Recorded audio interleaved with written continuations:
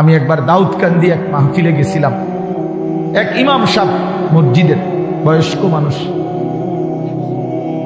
উনি আমার এই জড়ায়া ধরে কাঁদছিল, আমার মনে আছে। উনি বলছিল, হুজুর, কানতে কানতে বলছিল, হুজুর আমি 28 বছরের জীবনে ইমামতি, আজ 28 বছর এই মসজিদে ইমামতি করি। আমার জীবনের কত স্বপ্ন, কত আশা, বাচ্চাদের কত আবদার, বউ বাচ্চার কত চাওয়া পাওয়া, কিছুই পূরণ করতে পারি নাই। অল্প কয়টা টাকা বেতন পাই, টানা হেসরা করে জিন্দিগিটা কাটাইছি হুজুর। বাকি হুজুর আপনারে মহব্বত করি, আপনার কাছে আমি জানতে চাই আমার এই কষ্টের বিনিময়ে আমি আখেরাতে পাবো কিনা। তো আমি কি বলবো, আমিও কাঁদছি তখন। হায় হুজুর, কি বললেন? চোখটা বন্ধ হলে দেখবেন আপনি আখেরাতে বাদশাহ। ইনশাআল্লাহ আমি বললাম, আপনি দেখবেন আপনি বাদশাহ, আপনি বাদশাহ।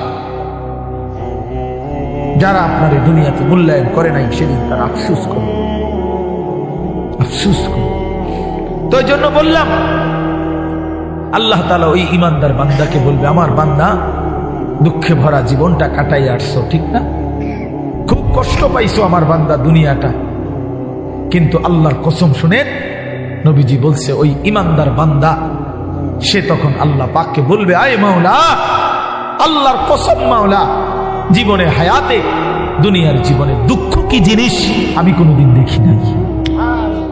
প্রিয় বন্ধু, 10 সেকেন্ডের জান্নাতের আরাম বাতাস তার 70 বছরের দুঃখ ভুলায়।